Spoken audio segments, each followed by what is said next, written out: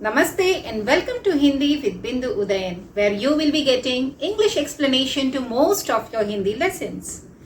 Doha. It's an ancient style of writing poetry in which the poet conveys his ideas in two lines. They are rhyming couplets.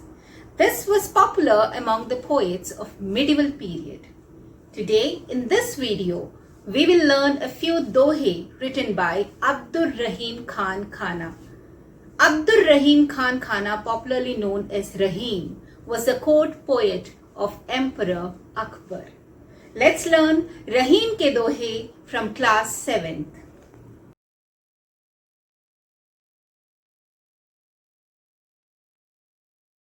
Let's learn the 11th lesson of class 7th, Rahim ke dohe, a few couplets by Abdur Rahim Khan Khana. Let's know about the poet Abdur Rahim Khan Khana. रीतिकाल के प्रमुख कवि अब्दुर रहीम खान खाना का जन्म 17 दिसंबर 1556 ईस्वी में लाहौर में हुआ था. This prominent poet of Ritikal was born on 17th December 1556 in Lahore. मध्यकालीन कवि रहीम उच्च कोटि के विद्वान तथा प्रशासक थे. वे एक ही साथ कलम और तलवार के धनी थे. This well-known poet of medieval period was a great scholar and administrator, a versatile personality, equally rich in pen and sword. वे मुगल सम्राट अकबर के दरबारी कवि थे.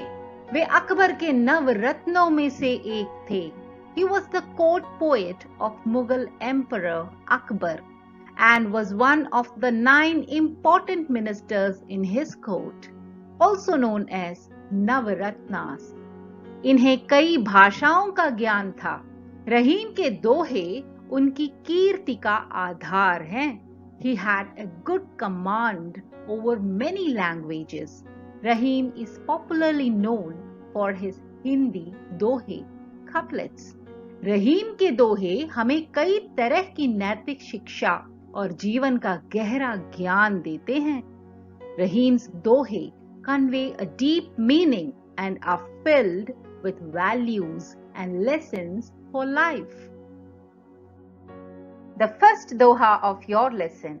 कहि रहीम संपति सगे बनत बहुत बहुरीत, विपति कसौटी जे कसे तेई सांचे मीत.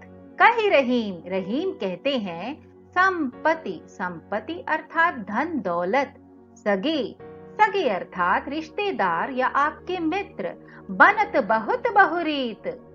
यहाँ रहीम का कहना है कि अगर आपके पास संपत्ति धन दौलत है तो कई लोग कई तरीके से आपके मित्र बनते हैं. If you are wealthy, if you have money, many people try to be your friend in many ways. विपति कसौटी जे कसे, विपति अर्थात मुसीबत, कसौटी परख, परीक्षा, जो मुसीबत के समय में आपका साथ देता है. Those who stand with you in your difficult times. ते सांचे मीत, वे ही सच्चे मित्र होते हैं. They are your true friends. A friend in need is a friend indeed. जाल परे जल जात बही तजमीनन को मोह, रही मन मछरी नीर को तऊ न छाड़ती छोह. इस दोहे में रहीम ने सच्चे प्रेम के बारे में बताया है. In this couplet, the poet illustrates the nature of true love. He gives the example of deep love of fish towards water. रहीम कहते हैं जाल परे जल जात बही तजिमीनन को मोह, अर्थात जब नदी में मछली को पकड़ने के लिए जाल डाला जाता है तो जल उसी समय जाल में से बाहर बह जाता है. वह मछली के प्रेम को छोड़कर चला जाता है. When net is put into water to catch the fish, the water soon flows out of the net, leaving the fish in the trap. रही मन मछली नीर को तऊ न छाड़ती छोह. पर रहीम कहते हैं तब भी, उस अवस्था में भी मछली पानी के प्रेम को नहीं छोड़ती। वह पानी के वियोग में तड़प कर अपनी जान दे देती है। But even in such a situation, fish is unable to live without water.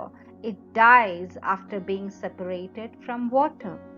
A true love remains with you till your end.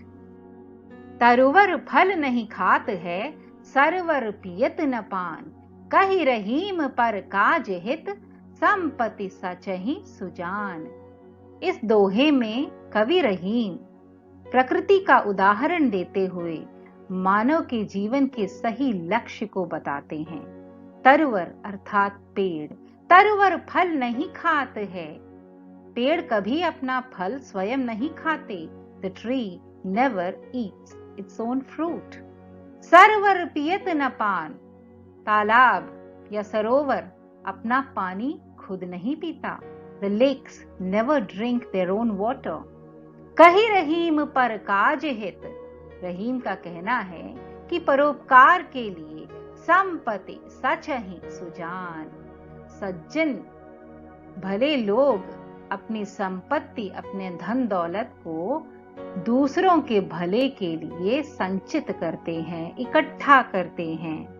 ये रहीम says that just as the trees do not eat their fruit and lakes do not drink their own water, similarly, sajjan, that is noble men, accumulate their wealth for others. They collect money for charity and not for themselves. थोथे बादर क्वार के, ज्यों रहीम गहरात।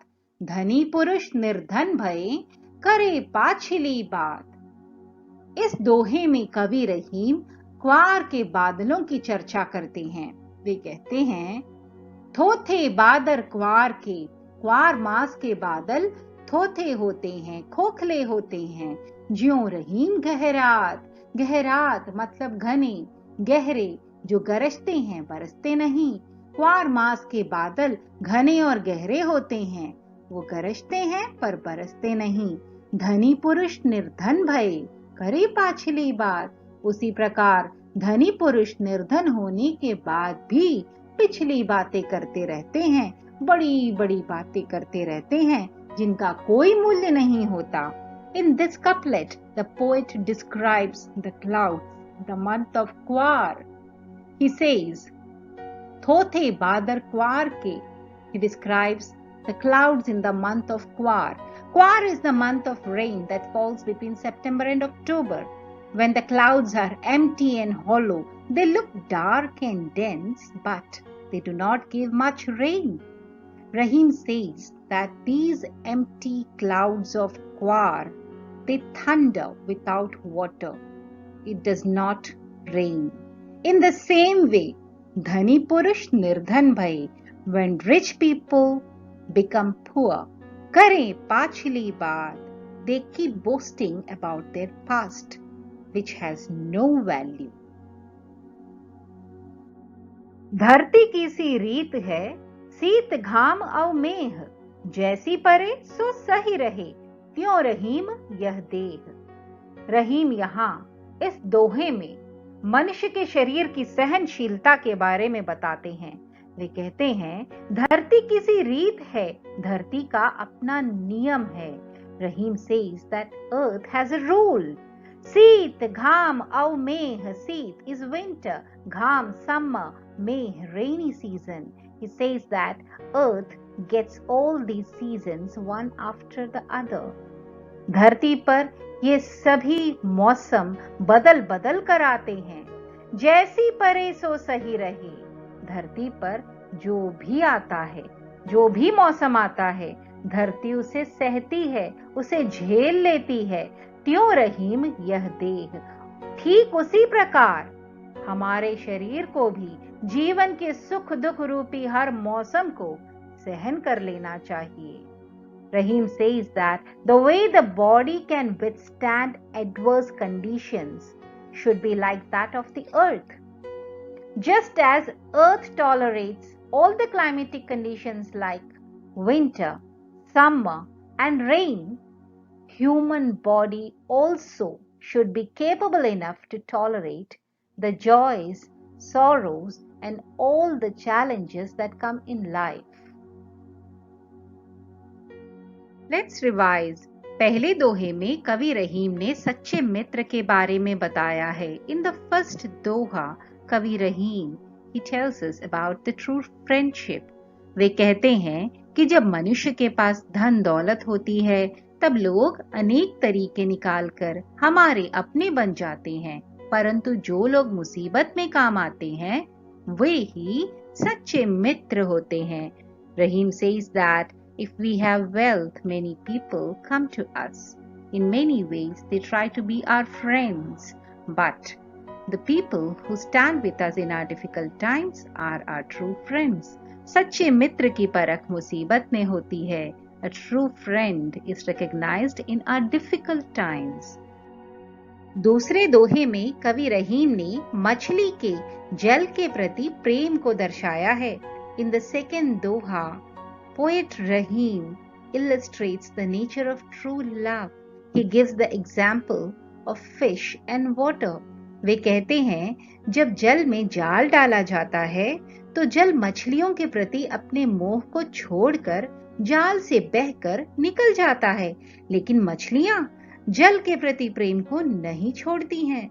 वे जल से अलग होते ही मर जाती हैं. He says that when we put net into the water to catch a fish, the water flows out of the net. It goes away from the net, leaving the love for fish. But the fish does not leave the love for water. मछली की भांति हमारे मन में भी अपनों के प्रति सच्चा प्रेम होना चाहिए. So a true love should be like that of the love of fish towards water. It remains with you till your last breath. तीसरे दोहे में रहीम परोपकार की भावना का वर्णन करते हुए कहते हैं कि जिस प्रकार वृक्ष अपने फल और तालाब अपने जल से दूसरों की भूख और प्यास बुझाते हैं, उसी प्रकार सज्जन पुरुष भी अपनी संपत्ति दूसरों के हित में लगाते हैं. Here, Rahim reminds us the importance of generosity, the importance of charity.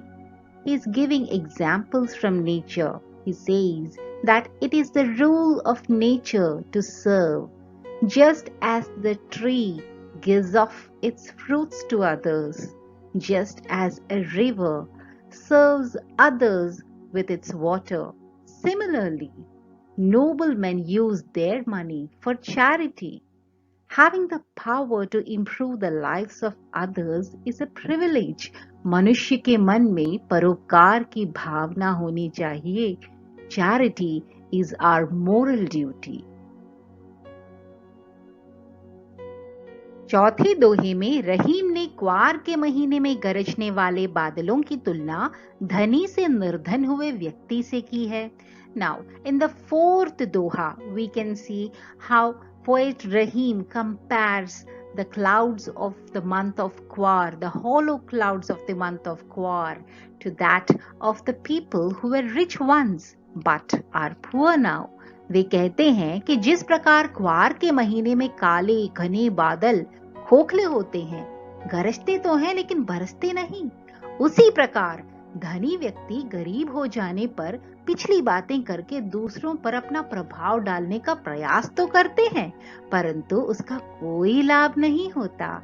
He says that just as the clouds of Quar, which thunder but they do not give rain, similarly rich people, once they become poor, though they keep talking about their past, they keep boasting about their past, it's of no value. Their money does not come back. मनुष्य को पुनः आगे बढ़ने का प्रयास करना चाहिए. And this gives us a moral message to accept our present, to forget our past, and to move on in our life. अंतिम दोहे में रहीम कहते हैं कि जिस प्रकार धरती सर्दी, गर्मी, बरसात सभी स्थितियों को झेल लेती है, अर्थात सहन कर लेती है, उसी प्रकार मनुष्य को भी जीवन में आने वाली विपरीत परिस्थितियों को सहना चाहिए. In the last Doha, poet Rahim teaches us the lesson of tolerance. He gives the example of earth. He says that earth tolerates all the different types of climates, winter, summer, and rain that comes to it.